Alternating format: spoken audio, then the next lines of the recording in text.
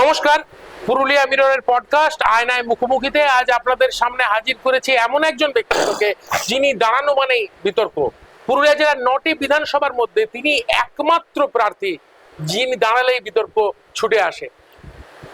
বিজেপির পক্ষে একমাত্র প্রার্থী যার সামনে হ্যাট্রিকের সুবর্ণ সুযোগ। আমাদের সঙ্গে রয়েছেন পুরুলিয়া বিধানসভার বিজেপি প্রার্থী সুদীপ মুখোপাধ্যায়। আপনাকে পুরুলিয়া মিররে স্বাগত। নমস্কার। হ্যাট্রিক হবে 25 তারিখে দেখতে পাবেন।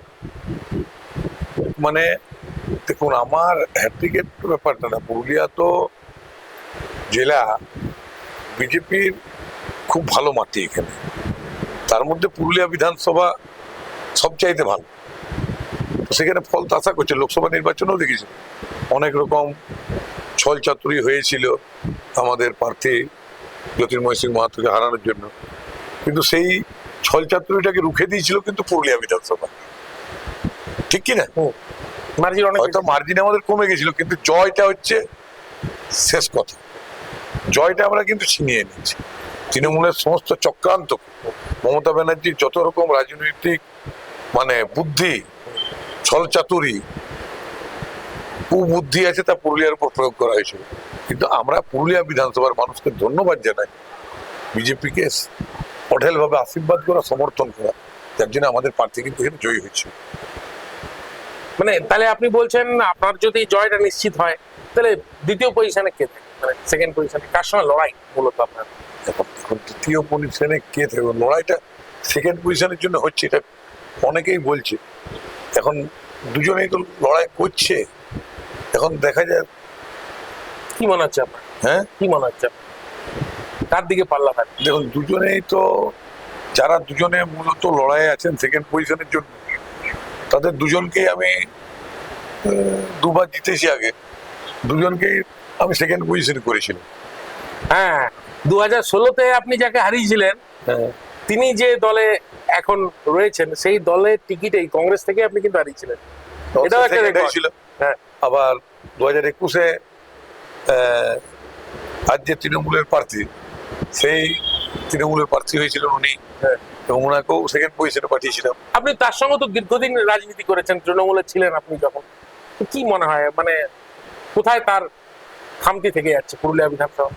তিনি কি বহিরাগত, এইটা একটা ফ্যাক্টর? দেখুন, আমি খামতি বা কিছু ব্যক্তিগতভাবে কারো কিছু পক্ষে বলার পক্ষে না, সেটা সাধারণ মানুষ বিচার করবে। প্রার্থী দাঁড়িয়েছে, নিজে যোগ্য মনে করেছে, তার দল তাকে যোগ্য মনে করছে, যারা দলের কর্মীরা তাদের খাটছে, তারা তাকে হয়তো যোগ্য মনে করেছে। আমার দল আমাকে যোগ্য মনে করেছে, আমাকে প্রার্থী করেছে। আমার দলের নেতৃত্ব, আমার দলের যারা সহকর্মী আছে, সকলে আমরা একসঙ্গে খাটছি, তাদের আমাকে যোগ্য মনে হচ্ছে। এটা তো একটা আলাদা জিনিস হচ্ছে। এটা এর সম্বন্ধে কিছু বলার ব্যক্তিগতভাবে কিছু নেই। আপনি দীর্ঘদিন তৃণমূল করেছেন, মমতা বন্দ্যোপাধ্যায়ের অত্যন্ত ঘনিষ্ঠ ছিলেন আমরা জানি। তার কালীঘাটের বাড়িতে আপনার আসা যাওয়া ছিল, আপনাকে অত্যন্ত স্নেহ করতেন। তখনকার তৃণমূল আর এখনকার তৃণমূল আপনাকে যদি কম্পেয়ার করতে বলা হয়, আপনি কি করবেন? দেখুন, তখন তৃণমূলটা ছিল গরিব মানুষের কথা বলতো, স্বপ্ন দেখাতো, ভবিষ্যতের কথা বলতো, ভবিষ্যৎ প্রজন্মের কথা বলতো, জেনারেশন নেক্সটের কথা বলতো, বাংলায় শিল্পের কথা বলতো, বেকারদের কাজকর্মের কথা বলতো, সত্যতার কথা বলতো, পশ্চিমবাংলাকে তার হতগৌরব ফিরিয়ে দেওয়ার কথা বলতো। সিপিএম যেভাবে কলকারখানা বন্ধ করেছিল, সিপিএম এর জঙ্গি আন্দোলনে লক আউট হয়েছিল, মালিকরা লক আউট করতে বাধ্য হয়েছিল, তার বিরুদ্ধে বলতো। সমাজ সংস্কারের কথা বলতো, শিক্ষার কথা বলতো, স্বাস্থ্য পরিষেবার কথা বলতো, এখনো সমস্ত জিনিস। আরে 15 বছর পরে আবার আমার প্রতিদ্বন্দ্বী যে প্রার্থী, তাকে লিখতে হচ্ছে সোনার বাংলা করতে। তো 15 বছর কি করছিলেন আপনার? গোবরের বাংলা করেছিলেন কি? 15 বছর পরে, যদি 15 বছর কি কম সময়? একটা মেয়ের যদি 15 বছর বয়স হয়, তখন তার বাবা মাকে চিন্তা ঢুকে যায়, এরপর মেয়েটার বিয়ে দিতে হবে। 15 বছর কম সময় না। 15 বছর পরে যদি তারা ভাবে আজ বাংলার জন্য আমাদেরকে কিছু করতে হবে, তো 15 বছরে করেছেন, এটাই তাদের কাছে আমাদের প্রশ্ন। আর ধরুন তাদের বিরুদ্ধে যে অভিযোগ উঠছে বালি, কয়লা ইত্যাদি ইত্যাদি, সেটা তো সবাই সবাই সবাই তো জানি তো। তাদের হয়ে ভোট করতে কে এসেছিল পঞ্চায়েত ভোটে? তাদের হয়ে কে রঘুনাথপুরে ব্লক দখল করেছিল? বিজেপি সংখ্যাগরিষ্ঠ সিট পাওয়ার পরও কে পাড়াতে বিজেপি সংখ্যাগরিষ্ঠ সদস্য জেতার পরও কে কার টাকায় কে পারচেস করেছিল সদস্য? জয়পুর, হ্যাঁ, জয়পুরেও করেছিল। তো এই জিনিসগুলো কারা করেছিল? কয়লা মাফিয়ারা, চারদিকের বালি মাফিয়ারা, যাদের ম্যাক্সিমাম দেখুন।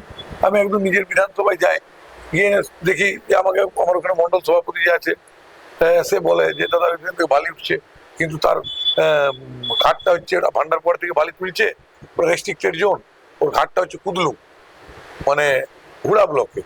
ইয়ে কি মা আম্বে কি কোম্পানি, ডায়মন্ড হারবারের কোম্পানি, ডায়মন্ড হারবার কলকাতার কোম্পানি। আগে বালির তো আমারও ঘাট ছিল, আমার একটু সামান্য কিছুদিন ছিল, তারপর রেস্ট্রিক্টেড জোন হয়ে গেছে।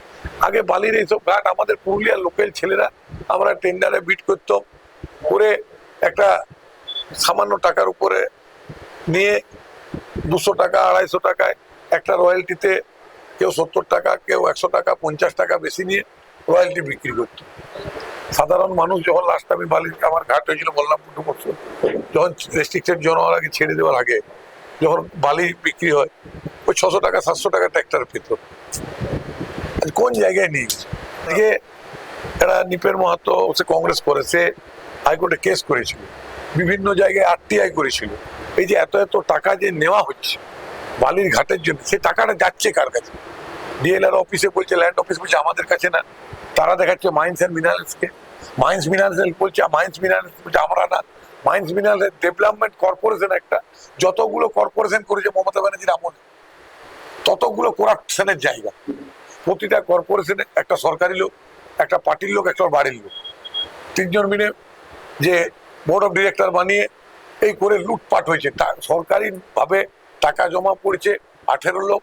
কারণ যে এলাকাটায় একটা বালি আছে, এত হেক্টর জমিতে, এই এলাকায় পুরুলিয়ার এত হেক্টর জমিতে, মানে রিভার সাইডে, মানে এত পরিমাণ রিভার বেডে স্যান্ড জমতে পারে, এত হেক্টর এলাকায় এতটা বালি পরিমাণ জমতে পারে, তার সরকারি মূল্য এত হতে পারে, সরকারি রয়্যালটি। যে টাকাটা সরকারি নির্ধারিত মূল্য হচ্ছে, কোথাও 18 লাখ, কোথাও 22 লাখ, সেই টাকাটা সরকারি খাতে ঢুকছে। বাকি টাকাটা যাচ্ছে কোথায়, কিভাবে সেই পেমেন্টটা হচ্ছে? এটাই তৃণমূল কংগ্রেসের সরকারের কাছে আমার প্রশ্ন। সেই টাকাটা যাচ্ছে কোথায়? আমার পুরুলিয়ারও অনেক লোকের নিচে, দু একজন নিচে বালিঘাট, তাদের কাছেও প্রশ্ন। আপনারা মানুষের কাছে একটু বলুন, কারণ এখন ভয়ের কিছু না যে সেই টাকাটা ঘুরপথে মমতা ব্যানার্জির পরিবারের কাছে ঢুকছে। সেই জন্যই বালির এত দাম। বালির টাকা নেওয়ার অভিযোগ তো আপনার বিরুদ্ধে উঠেছে। বালির টাকা নেওয়ার অভিযোগ, শুনুন, তার সমস্ত আপনার পার্টির লোকের সঙ্গে পার্টির লোকের সঙ্গে বালি দাঁড় করিয়ে একটা ঘটনা ঘটেছিল, বালি দাঁড় করিয়ে আমার নামে টাকা নিচ্ছিল। তারা আমাকে, যাদের বালি গাড়ি ছিল, তারা আমাকে ফোন করে বলে যে এরকম ঘটনা, তোকে আমরা কেন কি বলে রয়্যালটি দিয়ে বালি চালাচ্ছি আমরা, কেন কি বলে টাকা দেবো আপনাকে? তো রাত্রি 1টা কত বাজে। তো সেদিন আমার সঙ্গে একজন আছে, সে আসানসোল থেকে ছিল, এখনো আছে, সে তাকে স্টেশনে ছেড়ে দিয়ে আমি এসেছি। তারপর আমি বলি আমার নামে টাকা দিচ্ছি, দিয়ে আমি আইসিকে ফোন করি। আইসিকে ফোন করার পর আইসি বলে যে বালির কোনো ঝামেলা হয়েছে, পুলিশ গাড়ি পাঠিয়েছে। দিয়ে বলে যে আমার নামে এরকম টাকা নেওয়া হয়েছে, 30,000 টাকা চাইছে। তখন বলি যে আমি সেটা তো বলতে পারবো না, বাইরে কি হচ্ছে, আমি থানায় আছি, তো আপনি অভিযোগ করলে আমি নেবো। বলে আমি যাচ্ছি অভিযোগ করতে যাচ্ছিলাম, তখন বালির ওই ছেলেগুলো ওখানে ডেকেছি, ওই ড্রাইভার ফাইভার থেকে, ওরাও ছিল। তো আমি থানা কেন গেছিলাম অভিযোগ জানাতে, এখন আমার কাছে সেই স্ক্রিনশটটা করে রেখে দিয়েছি, যে আমি তারপর আইসিকে ফোন করি, কি করি, ওরা রয়্যালটি ওদের করেছিল। পরে জানা যায় যে ওরা বালির ঘাট থেকে বালি তুলেছিল, এই কি বলে আপনার, মানে তারা কি আপনার পার্টিরই ছেলে? আমাদের পার্টির ছিল, তারা আমার পার্টির ছিল, বাবলু সিং বলে নাম, সে আমাকে ফোন করেছিল। সে টাকা যারা নিচ্ছিল তারাও আপনার পার্টির ছিল? তারাও পার্টির ছিল। তো তারা কি আপনাকে মানে মেলাইন করার জন্য আপনার নামটা ব্যবহার করে? মেলাইন করার জন্য, টাকা নেওয়ার জন্য, সেটা আমি বলতে পারি, আমি স্পটে ছিলাম, নাম ব্যবহার করেছিলাম। এবার তখন আমি আইসিকে ফোন করি, এটা আমার কাছে স্ক্রিনশটটা এখনো আছে। তার মানে মানে যদি আপনাকে মেলাইন করাই এটা হয়ে থাকে, তাহলে বলতে হবে যে পার্টির মধ্যে আপনার বিরুদ্ধে একটা চক্রান্ত চলেছে। তো আমার মনে হয় না যে মানে ওইভাবে কিছু টাকা নেওয়ার জন্য। চক্রান্ত তো ধরুন কিছুটা চলেইছে, এটা সবাই বুঝতে পারছি আমরা। বালির ব্যাপারে আমি এর আগে বালির গাড়ি ধরেছি, ঢুকিয়েছি, এসপি কেও কমপ্লেন করেছি, অভিজিৎ ও ব্যানার্জি ছিল, উনি বন্ধ করেছিলেন। পরে জানতে পারি যে ওরা যে ঘাটগুলো আমার ছিল, আমাকে এমনকি বালিঘাট আমার দেওয়ার জন্য রাঠোর সাহেব ছিলেন এই ডিএলআর, এটা ডাক করছিলাম, ঘাটগুলো আমার আছে, আমার এখনো কমপ্লিট হয়নি টার্ম, ওই জায়গাটাকে রেস্ট্রিক্টেড জোন করেছিল, আপনি ওটা ডাক করছেন, তখন ওটা বন্ধ করেছিল, বলছে আপনি অ্যাপ্লিকেশন করে নিয়ে নিতে পারেন, আমি নিইনি ওই ঘাটে বালি। তো আজকে এখনো আমার টাকা ডিএলআর অফিসে পড়ে আছে, ওই ঘাট থেকে বালি তুলে অন্য ঘাট থেকে রয়্যালটি নেই। আপনার ঘাট থেকে তুলে আর অন্য ঘাট থেকে মানে আমার ঘাট না, আমার ছিল 100, আচ্ছা এখন ওটা রেস্ট্রিক্টেড জোন করেছে, আচ্ছা যেটা কাঁসাইরে বলরামপুর ফল্লাপুর এই এলাকা। আচ্ছা আচ্ছা। আমি সেদিনও মফস্বলের আইসি কে বলেছি, আমার ওখানকার পিটার এলাকার লোকেরা বলছে বালি চলছে, আমি বলেছি কি বলে আইসি মফস্বল ইনলিগেলি বালি চলছে, তো উনি বন্ধ করেছেন। তো বালি তো ইনলিগেলি চলে এবং এটাতে একটা সিভিকদের ভূমিকা থাকে, সঙ্গে পুলিশ সিভিক যখন আছে পুলিশের ভূমিকা থাকে। না, যেটা বলছিলাম, ধরুন আপনার বিরুদ্ধে যে একটা মেলাইন করার চক্রান্ত চলছে পার্টির মধ্যে, প্রথম দিনের লিস্টে আপনার নাম ছিল না, এটা কি মনে হয় যে আপনাকে কোথাও একটা সাইড করা? না ওটা আমার কেন, অনেকেরই নাম ছিল, অনেকেরই নাম ছিল না, আমার কেন একার কেন? শুভেন্দু ঘনিষ্ঠ বলে আপনাকে কি বাধ্য হলো? না ওটা কোনো নাম করে দিয়েছি। দেখুন পার্টির কাছে প্রথম কথা হচ্ছে Purulia A grade seat, Purulia পার্টির কাছে A grade seat, A+, A++ seat. তো পার্টি যখন ইচ্ছা জানে যে ডিক্লেয়ার করলে হয়তো এটা যখন ইচ্ছা, কিন্তু যেগুলোকে আগে ডিক্লেয়ার করলে মানে প্রার্থীর সুবিধা হবে সেগুলোকে আগে ডিক্লেয়ার করেছি। জনগণের কাছে কথা বলে জানতে পারছি আপনার প্লাস পয়েন্ট যেগুলো, সেটা হচ্ছে দেন দেয়ার কারোর কোনো শরীর খারাপ হোক আপনি কলকাতা ছুটে যাচ্ছেন তাকে ভর্তি করানোর জন্য। এটা আজ না, আজ আপনি এমএলএ আছেন বলতে বরাবর ফোনেও আমার কাজ, ফোনেও কাজ হয়েছে, রাঁচিতেও তাই হয়, হ্যাঁ এই দিল্লি এমসেও হয়, হ্যাঁ। তো সেই যোগাযোগটা আছে করি বলে, হ্যাঁ। উপরবেলা আশীর্বাদ আছে মানুষের করি বলে, ভগবান আশীর্বাদ করি যাতে আর আমার মানে মানুষের সঙ্গে যোগাযোগটা বাড়ে। উপরবেলা তো দেখছে তো কে করে না করে। আপনি একজন শহরবাসী হিসাবে বলুন যে Sudip Mukhopadhyay as a candidate তার মাইনাস পয়েন্ট কি? আপনি ভাবুন, আপনি ধরুন আপনি সুদীপ মুখোপাধ্যায় নন, আপনি একজন পুরুলিয়া শহরের একজন সাধারণ বাসিন্দা, তো সুদীপ মুখোপাধ্যায় বিজেপির যিনি ক্যান্ডিডেট তার মাইনাস পয়েন্ট কি? মানে সুদীপ মুখোপাধ্যায় নিজেকে আমি সবসময় করতে করে আমি এমএলএ হতে পারি, এমএলএ হতে পারেন না, কারণ এমএলএ যে ব্যাপারটা, আমাকে এমন কেউ এমএলএ বললে আমার নিজের একটা লজ্জা লাগে। আচ্ছা, এমএলএ সাহেব বলে একটা লজ্জা লাগে, কারণ আমার সবচেয়ে বড় ব্যাপার আমি পুরুলিয়াতে ছোট থেকে বড় হয়েছি, কারো কাছে ভাইপো, কারো কাছে দাদা, কারো কাছে কালটু। আমার সুদীপ মুখার্জি নামটা যখন 2016 সালে প্রথম দাঁড়ায় তখন কেউ বুঝতে পারেনি যে আমি দাঁড়িয়েছি, সবাই বলেছিল অনেকে জানে, অনেকে নাম শুনেছে, আমার দু ভাইকে অনেকে জানে একটাই লোক যে কালটু বিল্টু, অনেকে বলছে গ্রামে গঞ্জে যে কালটু বিল্টু দাঁড়ালো বললে এই যে আলাদা লোক দাঁড়াচ্ছে সুদীপ মুখার্জি। এখন গ্রামে গঞ্জে এখন যাচ্ছি এই প্রচারের সময়, ওই ব্র্যাকেটের জন্য লিখে দিতে হয়েছে যে আমার গ্রামের বয়স্ক মহিলারা, বৃদ্ধরা, বাচ্চারা বলছে আদে কালটু। তো এই পরিচয়টাই মানে এমএলএ হতে পারে না, কালটু এই রয়ে গেছে। সমাজ মাধ্যমে পাল্টু বলছে আপনাকে, হ্যাঁ পাল্টু, সে তো দেখুন রাজনীতির ওইভাবে হয়ে গেছে। মমতা ব্যানার্জির সঙ্গে কিছুতে থাকবে, মমতা ব্যানার্জি, আমি মমতা ব্যানার্জি ছাড়া 2012 সালে ছেড়ে দিই সবটা, যখন ওনার মধ্যে অহংকার এসেছে, গ্রামীণ পুলিশ নেওয়া হলো, চুরি পয়সা নিয়ে লোক ঢুকাচ্ছিলেন, এই শান্তিরাম সুজয়রা সবাই পয়সা, আরো যারা ছিল তখন সবাই গ্রামীণ পুলিশে, প্রথম গ্রামীণ পুলিশ নেওয়া হয়, পয়সা নিয়ে ঢুকাচ্ছে, আমি মমতা ব্যানার্জিকে বলি উনি কথাটা কোনো পাক্কা করেন। তারপরে এনভিএফ নেওয়া হলো, তাতে সেম, সিভিক নেওয়া হলো, তাতে সেম, পয়সা নিয়ে লোক নেওয়া হয়েছে। আস্তে আস্তে সরে গেলাম, দেখি ওনারও অহংকার হয়েছে, আর উনি এগুলোকে আমার প্রতিবাদ করাটাকে পছন্দ করেন, সরে গেছি। কংগ্রেস থেকে জিতেছি, কংগ্রেস থেকে জিতে মিউনিসিপালিটির প্রতিবাদ করতে গিয়ে আমাকে কাউন্সিলর, বিরোধী নেতা, এমএলএ থাকাকালীন আমাকে জেল দিয়েছে। কংগ্রেস দল তার কোনো প্রতিবাদ করে নাই, না কংগ্রেস দল কারো প্রতিবাদ করে নাই। কংগ্রেস দলে আমরা থেকে লড়াই করেছি বিধানসভার মধ্যে, আমাদের বিরোধী দল নেতা আব্দুল মান্নান মার খেয়েছে, হাসপাতালে ভর্তি হয়েছিল, মারা যেতে পারতো, কিন্তু কংগ্রেস দলে তার মধ্যে কংগ্রেসের হাইকমান্ড কিন্তু তাই মমতা ব্যানার্জির বিরুদ্ধে কিছু বলেনি, কারণ তার একটাই স্বপ্ন, ওনার কে মূল্য, কে কংগ্রেসের কর্মী গেল, কে গাঁজা কেসে, কাকে ড্রাগস কেসে জেলে দিল, মালদা মুর্শিদাবাদের প্রথম কংগ্রেসের ছেলেকে অধিকদার, সেজন্য দুঃখ প্রকাশ করে বহু ছেলেকে ড্রাগস কেসে ঢুকিয়ে দিয়েছে।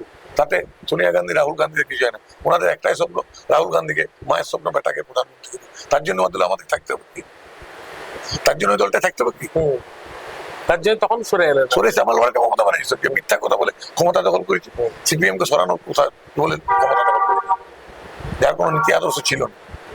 না, অজিত পাজা সংবিধানটাই তো, অজিত পাজা খালি মলারটা চেঞ্জ করেছিল, ওরা সংবিধানটাই কংগ্রেসের সংবিধানটা, আমি তো জানি ঠিক সামনে জানি। আচ্ছা আচ্ছা, কংগ্রেসের সংবিধানটা তৃণমূলের। হ্যাঁ, ওই খালি মলারটা চেঞ্জ হয়েছে। ওটা ছিল জাতীয় কংগ্রেসের সংবিধান, এটা হচ্ছে তৃণমূল কংগ্রেস সংবিধান, খালি মলারটা চেঞ্জ। এটাও তো ঘটনা। অজিতদাও দলটা ছেড়ে দিচ্ছিল একদম। শুভেন্দু অধিকারী বিজেপিতে না এলে কি বিজেপিতে আসতেন? কে? শুভেন্দু অধিকারী বিজেপিতে না এলে বাস্তব, আমি তো বিজেপিটা আগেই যেত।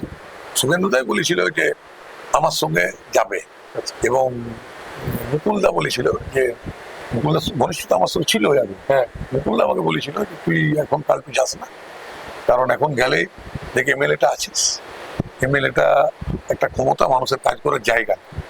আজকে যদি তুই যাস, এখনই মান্নান ওই দলবিরোধী যে আইন আছে সেটার জন্য স্পিকারের কাছে আবেদন করবে, আর তোর এমএলএ সিটটা স্পিকার খেয়ে নেবে, আর বাই ইলেকশন করলে এরা চুরিচামারি করে জিতবে। তখন এমএলএটা থাক, যোগাযোগটা থাকুক, বিরোধী তো আছিস, থাক, মানুষের কাজ তো করতে পারছিস, ঠিক সময়ে আসবে। আচ্ছা, এরকম করলে বলেছিল তখন শুভেন্দুবাবু বলেছিল আমি যখন যাবো আমরা একসঙ্গেই যাবো, সেই জন্যই নালে হ্যাঁ। কত আগে ঠিক করেছিলেন আপনারা এটা?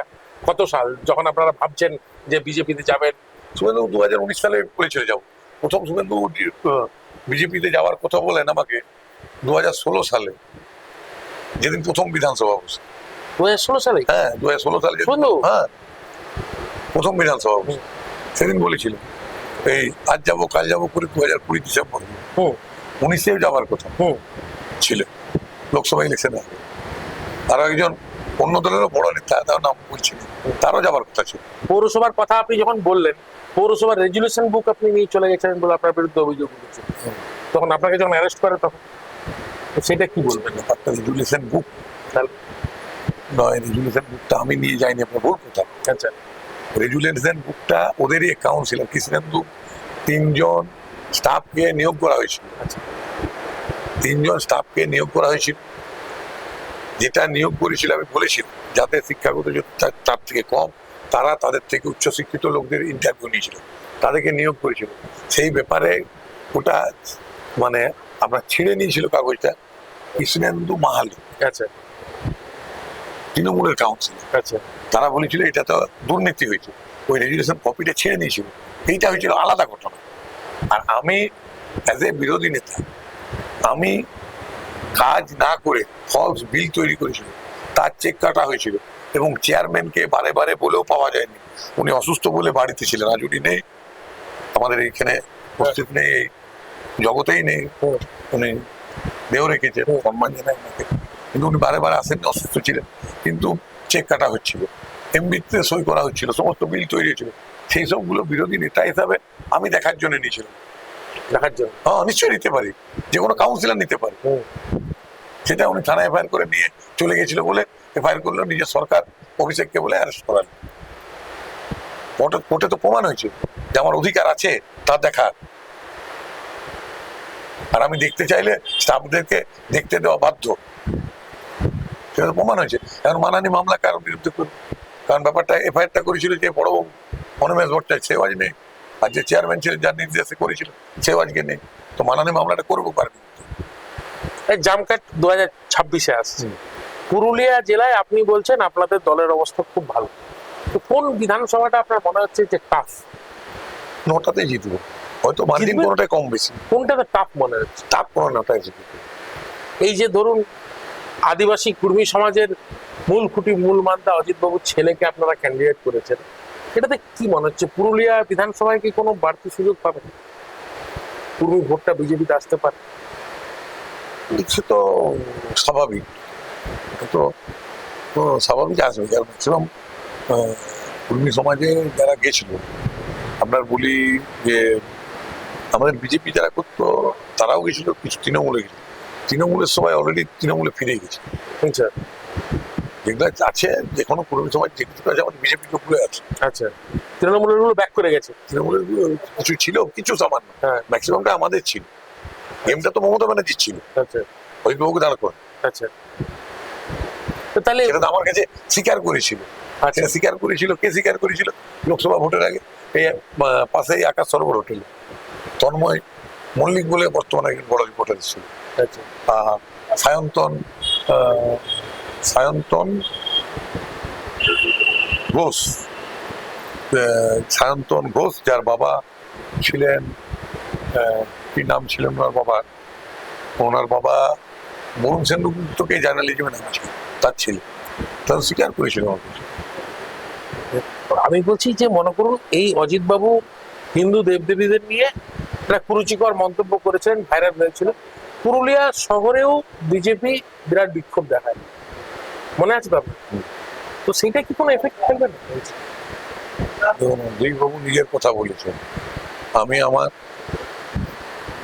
আমার দেব দেবীকে ভক্তি করাটা আমার নিজের বিশ্বাস। অনেকেই বলে আমাদের হিন্দু ধর্ম এমন একটা ধর্ম, খুবই সহনশীল ধর্ম, আমরা খুব সহিষ্ণু, আমাদের শান্তির বার্তালি হিন্দু ধর্ম চলে, শান্তি শৃঙ্খলা ধ্যান জ্ঞান আমাদের মধ্যে এটাই আছে, সেবা, এটা হিন্দু ধর্মেরই। আমাদেরকে কেউ যদি হিন্দু ধর্মের বেশি আপনি দেখবেন মানে অপর ধর্মের যারা আছে তার থেকে হিন্দু ধর্মের লোকরা হিন্দুদেরকে বেশি গেলে, অন্য ধর্মের লোকরা কিন্তু তো করেন, হিন্দু ধর্মের লোকরাই বেশি করেন, হিন্দু ধর্মের লোককে যারা তারা কিন্তু অন্য ধর্মের লোককে করেন, আর অন্য ধর্মের লোক নিজের ধর্ম গাল দেয়। তা আমাদের মধ্যে বেশি সেকুলার আছে, সেরকম আমাদের অনেকেই তো বলে, সেরকম তো সেকুলার সাইডে গিয়ে বিকাশ ভট্টাচার্য, ওই সুবোধ সরকার ওরা গোমাংস খেয়েছে, কিন্তু মোহাম্মদ সেলিমকে আর শুকর মাংস খাওয়াতে পারবে। সেকুলারটা তখন হতো, সেকুলারটা তখনই, ঠিক কিনা? আমরা হিন্দু সহনশীল উঠি, আমরা সবসময় মানুষের পাশে আছি। আমরা কোনো কাজ করতে গেলে কি করতে গেলে দেখি নাই যে কে কি জাত, কে কি ধর্ম, কে কি বর্ণ, সবসময় মানুষের সেবা করার চেষ্টা করি। তৃণমূল প্রচারে চলচ্চিত্র তারকা দেবকে নিয়ে আসছে, আপনি কি পুরুলিয়া বিধানসভায় মিঠুনকে রোড শো করাবেন? আমি বলি, আপনাকে বলছি, আমি একদিন ওই দিক থেকে আসছিলাম, ওইদিকে একটা ফুটবল খেলা হচ্ছিল, এমপি কাপ খেলা হচ্ছিল ফুটমুড়ার মাঠে, ওইদিকে কোনো একটা প্রোগ্রামে গেছিলাম, জয়পুর থেকে ফিরছিলাম, তখন দেখছিলাম দিল্লি পাবলিক স্কুলে একটা কোনো সিনেমার ওপেনিং হচ্ছিল। তো আপনি যখন কথাটা তুললেন, তো ওখানে দেবকে দেখার জন্য অনেক ভিড় করেছিল। আমি বললাম যে ভাই এখানে কি ব্যাপার, দেবকে কি ব্যাপার এখানে? একটা ট্রাফিকের একজন ওসি ছিল, তাকে সাব ইন্সপেক্টর জিজ্ঞাসা করো, বুঝলি দেব এসছে, বলছি ও দেব এসছে। তো আমি আমার গাড়ির কাঁচটা নামিয়ে দিলাম, আমার যে সিআইএসএফ সিকিউরিটিটা ছিল না, দেবের থেকে ভালো দেখতে ছিল। আমি তো তার থেকে ভালো দেখতে, ইয়াকে নামাই দিলে পিছনে কত লোক দৌড়াবে, আপনি ওই লোকটাকে দেখতে পাবেন, কোথায় দেখতে পাবেন বলতো, যার চেহারাও দেবের থেকে বিরাট, যেটা দেখতে পাবেন ওই ভিডিওটা, যেটাই আমাকে ওই থানার সামনে আপনি বলছেন ওই ঘটনাটা, ওই ভিডিওটাতে ওই সিকিউরিটি আছে, ওই সিকিউরিটি আমাকে ধরে আছে, হরিয়ানা যাচ্ছিল, এখন এসপিজিতে চান্স পেয়ে গেছে, কিন্তু ওটা হয় তার পরের দিনই চলে গেল। হ্যাঁ, ওকে দেখবেন, ওকে দেবের থেকে ভালো দেখতে আছে। দেব এলো না ফেবেলে ওটা কোনো ফ্যাক্টর নেই, ওই লোক কোথায় হয়েছিল দেবের সাথে ফ্লপস। তাহলে আপনার প্রচারে কোনো তারকার দরকার নেই? হ্যাঁ, আপনার প্রচারে কোনো তারকার দরকার নেই? পুরুলিয়ার লোকরাই আমার কাছে তারকা, পুরুলিয়ার পাবলিকের তো তারকা। মোদিজির সভা কতটা? পুরুলিয়ায় তারকা, পুরুলিয়ার লোককে দেখার জন্য এত লোক বাইরের থেকে আসে, বাস ভাড়া করে, ট্রেন ভাড়া করে, আমরা টিকিট পাই না। পুরুলিয়ার লোকরাই তারকা, পুরুলিয়ার আদিবাসী গ্রাম দেখতে আসে লোকে, আদিবাসীরা তারকা। কি পুরুলিয়াটাই তারকা, পুরুলিয়ার মানুষজনই তারকা, পুরুলিয়াকে কোনো তারকাকে দরকার নেই। মোদিজির সভা কতটা প্লাস পয়েন্ট দিতে পারে? মোদিজির সবাই দেখুন, এখনই ঝড় চলছে, তখন সাইক্লোন হয়ে যাবে, সেই ভোটের আয়লা লেগে যাবে। হ্যাঁ, মোদিজি আসা মানে একটা আবেগ, মোদিজি আসা মানে মানুষের একটা উচ্ছ্বাস, মোদিজির কথা মানে বিশ্বাস, আশাটা বিশ্বাস, যে মোদিজি বলছেন মানে করবে, মোদি হ্যাঁ তো মুমকিন, মোদি কা বাত গ্যারান্টি হ্যাঁ। এটা দেশের মানুষ দেখছে, কোভিডের সময় দেখেছি, আজকে যুদ্ধ চলছে সেই সময় দেখছি যে ভারত আজ কোন জায়গায় দাঁড়িয়ে আছে, দেখছে। একসময় আমার মনে আছে, আমি দিল্লি গেছি, একটু বেলা করে উঠি ঘুম থেকে, কি বলে গাড়ি করে ফ্যামিলি নিয়ে মথুরা বৃন্দাবন যাবো, বৃন্দাবন অনেক মন্দির ঘুরতে একটু দেরি হয়ে গেল, সন্ধ্যাবেলা হয়ে গেছে। আমি 7 किलोमीटर दूर मथुरा, ड्राइवर बल्कि चलो भाई मथुरा जाएगा, मुझे मथुरा ना साहब नहीं जाएगा, शाम हो जाएगा, आप नहीं समझते हैं, ये उत्तर प्रदेश नाम है, ये उत्तर प्रदेश नहीं, ये उल्टा प्रदेश है। तो अखिलेश यादव राजत्व छिल, मुझे कब जमुना एक्सप्रेस हाईवे में कब लूट लेगा, मैडम ऑर्नामेंट्स पहना हुआ है, आपका कब लूट लेगा कोई पता नहीं, इतना गुंडागर्दी चलता है। आज के से उत्तर प्रदेश के उल्टा प्रदेश থেকে উন্নতির প্রদেশ করে দিয়েছে। যোগীজিও আসছেন। হ্যাঁ, উন্নতির প্রদেশ করেছে। আর উত্তর প্রদেশ শিল্প কলকারখানায় জোয়ার চলছে। আজকে এশিয়ার মধ্যে সবচেয়ে বড় এয়ারপোর্ট হচ্ছে। আজকে উত্তরপ্রদেশে গুন্ডারা আজকে মানে আপনার এতে যারা জেলে আছে জামিন হলেও বাইরে বেরোতে চায়নি। এনকাউন্টার হয়ে যাবে। এনকাউন্টার কি মানে জনগণের মধ্যে সে সাহস এসছে যে যোগীজি আছে, সুস্থ প্রশাসন আছে, সঠিক প্রশাসন আছে, সঠিক প্রশাসক আছে, কড়া প্রশাসক আছে। জনগণও এটা আর গুন্ডাদেরকে ভয় করে, গুন্ডারা জনগণকে প্রশাসনকে ভয় করে। পশ্চিমবঙ্গ ওই রকম একটা সরকার দরকার, যেটা বিজেপি দিতে পারে। সেই জন্য বলছে পাল্টানো চায়, বিজেপিকে চায়, পরিবর্তন দরকার, বিজেপিকে দরকার। মানুষের স্লোগান এটা। আমরা বক্স লাগিয়েছিলাম, বিজেপি এলে মানুষ কি চায় তা মানুষের কাছে জানতে চেয়েছে।